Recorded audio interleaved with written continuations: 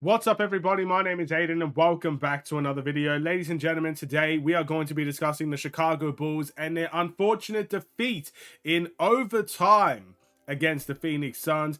At the end of the day, the Bulls came off of this game with a terrible start, but we fought, scratched, and clawed our way to end up taking this game to overtime by the end. Unfortunately, a couple of bad plays in overtime secured the win for the Phoenix Suns, and the Bulls left wondering what could have been in this home game. Before we get any further, if you liked the video and you want to see more from me, drop a like, drop a follow, and or subscribe if you are new, and let me know in the comments below your thoughts about the Chicago Bulls game today, your player of the game, your thoughts and opinions on how well or how poorly the Bulls played. We lost this game 116 to 115. Phoenix came into this game with no Devin Booker, so it was Kevin Durant and Bradley Beal, Yusuf Nurkic in there doing the bulk of the work, but other guys like Grayson Allen stepped up to the plate, and again, it just kind of became a bit of a disaster class for the Chicago Bulls in some ways in this game. We started off really poorly.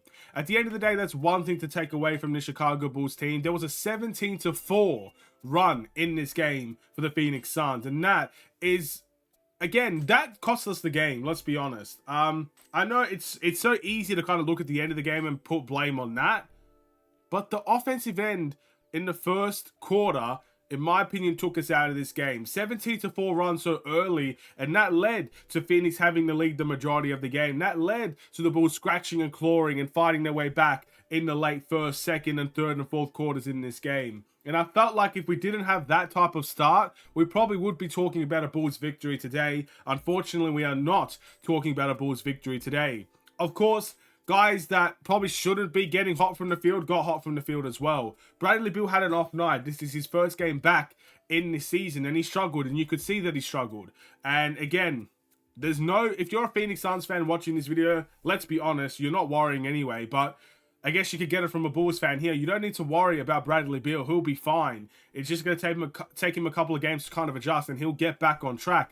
And obviously, when Devin Booker comes back, that will make it easier for guys like Bradley Beal there.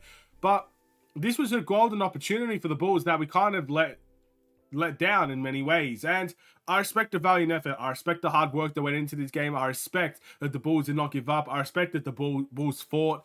But at home, I felt like this game could have been season-changing for the Chicago Bulls in many ways. That's how I truly felt.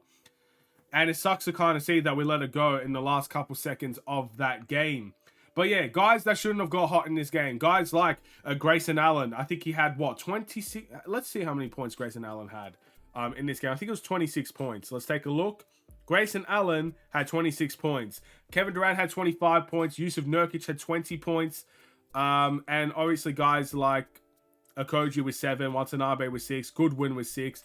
Yeah, a couple of their guys did go off in the end, but I felt like, Grayson Allen should never be walking around with 26 points. And at the end of the day, the Chicago Bulls kind of failed in that way in allowing those role players to heat up. And once again, it's kind of the same thing that we've seen over the course of many defensive displays with the Chicago Bulls. When you see a guy like Kevin Durant, and thankfully, guys like Eric Gordon had an off night. Even Bradley Beal, to an extent, had an off night. But when you see a guy like Kevin Durant, you double team, you blitz, you try to get the ball out of his hands. And Kevin Durant had a great night scoring. But once the ball goes out of his hands, Kevin Durant had 8 assists. So everybody else was getting involved in the offense and having good offensive displays. And that kind of hurt the Bulls in the end. But in saying that, I know we're speaking all negatives here. There were some positives to this game. Let's start off with Mr. Positive himself, the guy that almost had an MJ-like performance in Alex Caruso. Alex Caruso today, clear player of the game, by the way. He had 19 points, 2 assists, and 4 rebounds, and the guy was absolutely balling in every aspect of the game. Defensively, offensively, he was doing moves I've never seen before. Again, defensively, getting charges, steals, blocks, everything you could ask for, Alex Caruso delivered today. So again, you got to give all respect to that. But even guys like Nikola Vucevic had 26 points. He was really, really good. Zach LaVine had 22 and DeMar had 22. This is a very rare game where all big three had 20-plus points in the game and we lose the game. It's very rare to see. Torrey Craig had 0 points, so that's someone we've got to look at. But Caruso with 19 as well. Kobe White had 11. Javon Carter had 8, and the list goes on. Again, it's a bit of a heartbreaking loss. There's not really much else to describe it as. as both teams wanting to win, going hard at it, and we walked away, unfortunately, as the losers of that game. That clutch steal from the Phoenix Suns that led to their opportunity. I think Nurkic got the layup towards the end of the game. Nurkic was fantastic, by the way, for the Phoenix Suns. That led to the win. That turnover doesn't happen. Again, this could be a double overtime game. This could be a Bulls win. I don't know how it goes, but that turnover was costly. Kobe White, unfortunately, did not have a great overtime. He had a couple of turnovers, bad misses, and stuff of that nature. So a lot of blame will go to him as well. I just felt like, again, when we got a lot of great stops in this game, but once we got those stops, the Bulls didn't deliver the plays I thought they would in the fourth and overtime. I think we had a couple of bad plays towards the end of the game that led to a loss as well. But I will stay with this. If we didn't have the start that we had, we would have won this game. But unfortunately, we don't deal in hypotheticals. We don't deal in ifs, buts, or maybes. Phoenix will walk away with this game knowing they got the win. A well-deserved win for them. And doing it without one of their best players, if not their best player, in Devin Booker. All these things are going to be great things for Phoenix to take away from this game as they go to a neutral record. The Chicago Bulls now, what could have been a 4-5 record, all of a sudden, with the game coming against Detroit on Monday for me, is going to be a winnable game for the Bulls, in all fairness. Even if they have beaten us in the past, that is a winnable game for us. And all of a sudden, we could have maybe turned our season around with some momentum. Instead, we walk into that Detroit game 3-6. We have a long time to kind of reflect on this loss and look back on it. And that could be a good thing or a bad thing for the Chicago Bulls team. And you have to wonder, could this have been a season-defining game that we let slip away?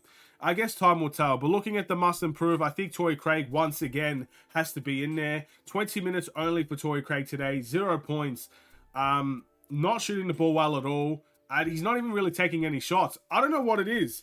Like, how do I explain this? I feel like any power forward that we start in this team just doesn't get the ball.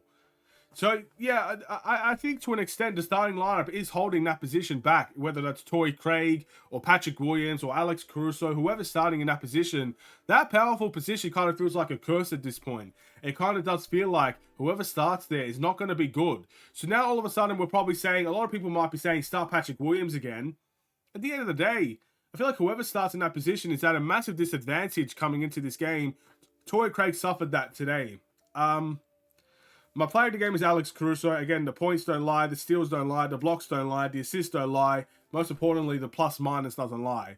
Most of our starters were in a negative plus-minus. Alex Caruso was clear, miles ahead in the plus-minus category. He made the difference today. He is my player of the game. And yeah, our next game is against Detroit. We'll see how that goes. We've got a week where you're versing teams you believe the Bulls can beat, but at the same time will not be easy. We're in a situation now where no game is going to be easy for the Bulls. You can't say, oh my goodness, we got Detroit. That's an easy game for the Chicago Bulls. You can't say that anymore because Detroit have gotten better and they've beaten us. Then we got the Bucks.